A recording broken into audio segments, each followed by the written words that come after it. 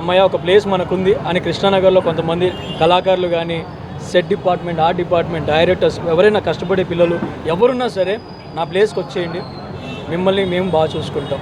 Okay. And more over నేను hotel ఇండస్ట్రీకి కొత్త, గురువుగారు ఉన్నారు ఇక్కడ కళింగపట్నం. సో నేను సోహెల్కి కాల్ చేస్తూ ఉంటా, మచ్చా ఎట్లవుతుంది మచ్చా కళింగపట్నం అంటే, అన్న ఉల్లిగడ్డలు కట్ చేయాల్సి వస్తుంది, అంట్లు తోమాల్సి వస్తుంది.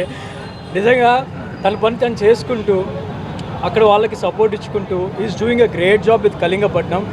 ఇది మాకు ఇద్దరం ఇండస్ట్రీలోకి వచ్చి కష్టపడుతున్నాం.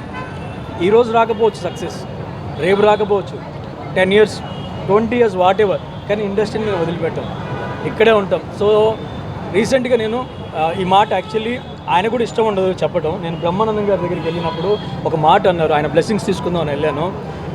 నాన్న నువ్వు ఇండస్ట్రీని నమ్ముకొని కష్టపడు, కష్టం ఈరోజు నీకు ఫలితం రావాలని ఎప్పుడూ ఆశించకు, కానీ నువ్వు ఓర్పుగా సహనంతో నీ 100% ఎఫర్ట్ పెడితే ఏదో ఒక రోజు నువ్వు సక్సెస్ సాధిస్తావు, మా అందరి ఆశీస్సులు ఉంటాయి, మంచితనాన్ని 10 మందికి పంచుతూ వెళ్ళు అని చెప్పారు.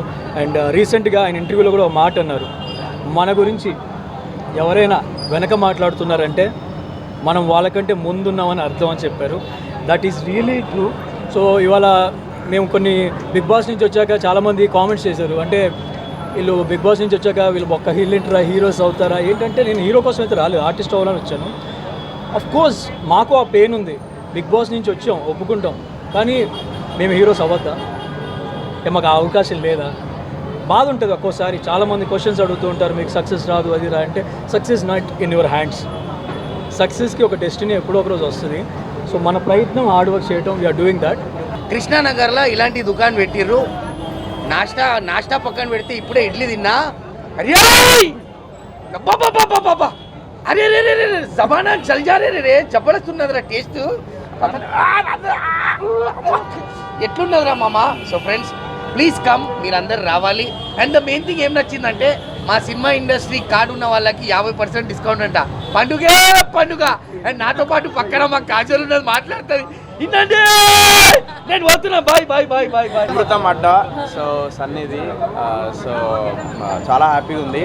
ఆల్రెడీ టీబీసీ సెలూన్ కూడా చాలా సక్సెస్ అయింది. సో దాని తర్వాత మళ్ళీ ఇదొక నెక్స్ట్ బిజినెస్ స్టార్ట్ చేసిన ఫుడ్ బిజినెస్. చాలా హ్యాపీగా ఉంది. ఏదైతే రీజనబుల్ ప్రైస్లో హైజీనిక్ ఫుడ్ అండ్ ఒక గుడ్ అంబియన్స్, అంటే ఒక నార్మల్ పీపుల్ కూడా బయటికి వెళ్ళేటప్పుడు పని చేసి కష్టపడి పొద్దున్న సాయంత్రం వరకు లేదంటే రాత్రి కష్టపడి అట్లా వెళ్ళే వాళ్ళు, వాకింగ్ చేసేటోళ్ళు, వాళ్ళు ఇక్కడికి వచ్చి ఒక లగ్జరియస్ లైక్ బ్రేక్ఫాస్ట్ని ఇక్కడ చేయొచ్చు అనమాట, టిఫిన్స్. అమృతం అడ్డా చాప్టర్ 1 టిఫిన్స్ మీకు అర్థమవుతుంది, ఇంకా చాప్టర్స్ రాబోతున్నాయి అనమాట. సో మీరు సక్సెస్ఫుల్గా మన సన్ని పెట్టిన అమృతం అడ్డాని బ్లాక్ బస్టర్ హిట్ చేస్తే చాప్టర్స్ ఎన్నో ఇంకా రాబోతున్నాయి.